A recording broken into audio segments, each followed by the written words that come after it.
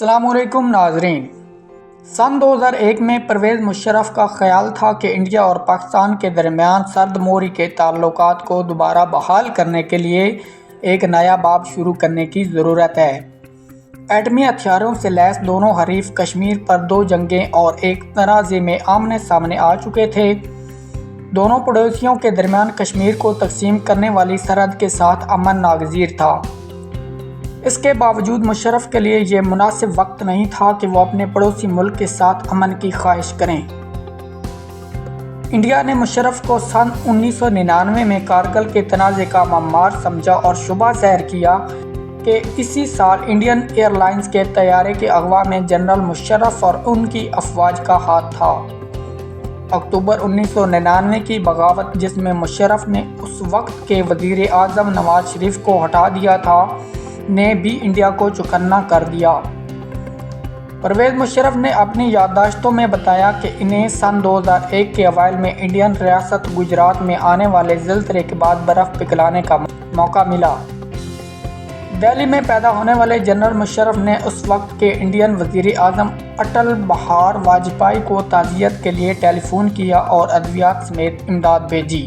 اپنی یادداشتوں میں سابق پاکستانی وزیر خارجہ خورشید محمود قصوری ان واقعات کا تھوڑا سا مختلف احوال بیان کرتے ہیں۔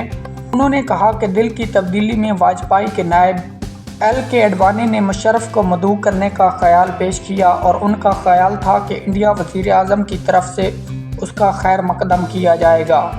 شمالی شہر آگرہ میں واجپئی اور مشرف کے درمیان جولائی 2002 میں 2 روزہ سربراہی ملاقات میں بڑا ڈرامہ ہوا۔ دونوں رہنماؤں اور ان کے وزرائے خارجہ کے درمیان طویل ملاقاتوں کے نتیجے میں مشترکہ معاہدے پر پہنچنے کے لیے 2 کوششیں ہوئیں۔ اس سے مشرف کو مزید غصہ آیا اور وہ غصے میں اٹھ کر چلے گئے۔ مشرف نے بتایا کہ وہ آگرہ سے روانہ ہونے سے قبل رات گئے واجپئی سے ملاقات کرنے گئے تھے۔ انہوں نے کہا کہ میں نے انہیں 2 ٹوک الفاظ میں کہا کہ لگتا ہے ہم دونوں سے اوپر کوئی ہے جو ہم پر غالب آنے کی طاقت رکھتا ہے۔ میں نے یہ بھی کہا کہ ہم دونوں کی تذلیل ہوئی۔ مشرف کی یادداشت کے مطابق واجپئی بے ساختہ وہیں بیٹھے رہے۔ میں ان کا شکریہ ادا کر کے وہاں سے چلا گیا۔ پرویز مشرف کا خیال تھا کہ واجپئی اس لمحے کو سمجھنے میں ناکام رہے اور تاریخی موقع ضائع کر بیٹھے۔ انڈیا نے اس کانفرنس کی ناکامی کا ذمہ دار مشرف کو قرار دیا۔ واجپئی کے وزیر خارجہ جسونت سنگھ نے اس وقت کو یاد کرتے ہوئے کہا کہ مشرف نے واجپئی کے ساتھ اپنی اہم ملاقات کی صبح انڈین صحافیوں کے ساتھ غیر رسمی ناشتے کی میٹنگ کر کے ماحول سازگار نہیں رہنے دیا تھا۔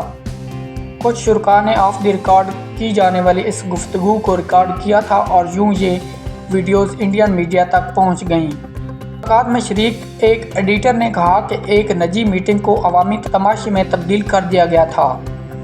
جسونت سنگھ نے اپنی یادداشتوں میں لکھا کہ مشرف نے بہت کھل کر بات کر دی۔ انہوں نے کہا کہ مشرف کارگل کے ماحول پر پڑنے والے منفی اثرات کو سمجھنے سے عاری تھے، جبکہ اس طرح کے ماحول میں واجپئی ایک نئی شروعات کی پیشکش کر رہے تھے۔ جسونت سنگھ نے لکھا کہ اجلاس میں مشرف نے وضاحت کی کہ وہ کس طرح مسئلہ کشمیر کو حل کرنا چاہتے ہیں اور کہا کہ پاکستان کی طرف سے کوئی دہشت گردی نہیں ہوئی۔ انہوں نے کہا کہ ایسا لگتا تھا کہ مشرف کسی بھی طرح کسی معاہدے تک پہنچنے کی جلدی میں تھے۔ جسونت سنگھ کے مطابق جب معاہدے کا مسودہ واجپئی اور ان کی کابینہ کو دکھایا گیا تو ان کا اجتماعی نقطہ نظر یہ تھا کہ اس میں دہشت گردی کے مسئلے پر زیادہ زور دینے کی ضرورت تھی۔ واجپئی سے دوران ملاقات مشرف کے اٹھ کر چلے جانے پر انڈین رہنماؤں کا موقف پاکستانی رہنما سے مختلف ہے۔ جسونت سنگھ کے مطابق انہیں انڈیا کے وزیر اعظم واجپئی نے بتایا کہ ملاقات میں مشرف بولتے گئے اور میں چپ بیٹھا سنتا رہا۔ جسونت سنگھ کے مطابق آگرہ سمٹ کا سب سے بڑا سبق یہی تھا کہ تشہیر کے ذریعے دونوں مخالف ممالک کے درمیان مذاکرات کا طریقہ درست نہیں۔ انہوں نے کہا کہ اس طرح کی سفارتی ملاقاتیں فوجی طور طریقوں سے مختلف ہوتی ہیں، لیکن اس سال کے بعد مشرف نے لکھا کہ انہوں نے نیپال میں ایک علاقائی سربراہ اجلاس میں واجپئی کو حیران کر دیا جب وہ میز کے سامنے گئے اور واجپئی کی طرف مصافحے کے لیے اپنا ہاتھ بڑھایا۔ ان کے مطابق واجپئی کے پاس کھڑے ہونے اور مصافحہ کرنے کے علاوہ کوئی چارہ نہیں تھا۔ ان کا خیال تھا کہ مصافحے کا مطلوبہ اثر ہوا۔ واجپئی نے جنوری 2004 میں ایک سربراہی اجلاس میں شرکت کے لیے پاکستان کا دورہ کیا اور فریقین نے امن عمل کو آگے بڑھانے کا فیصلہ کیا۔ تاہم واجپئی کی پارٹی اس سال ہونے والے انتخابات میں شکست کھا گئی۔ ستمبر میں مشرف نے اقوام متحدہ کے سربراہی اجلاس کے موقع پر نیو یارک میں نئے وزیر اعظم منموہن سنگھ سے ملاقات کی۔ سن 2005 میں وہ دونوں ممالک کے درمیان کرکٹ میچ دیکھنے کے لیے انڈیا آئے تھے اور دونوں رہنماؤں نے امن عمل کو آگے بڑھانے اور مسائل کا آؤٹ آف باکس حل تلاش کرنے پر اتفاق کیا۔ متعدد ماہرین نے انڈیا کے ساتھ ڈیڈ لاک ختم کرنے کے لیے مشرف کے 2006 کے کشمیر پر 4 نکاتی منصوبے کو قابل عمل قرار دیا۔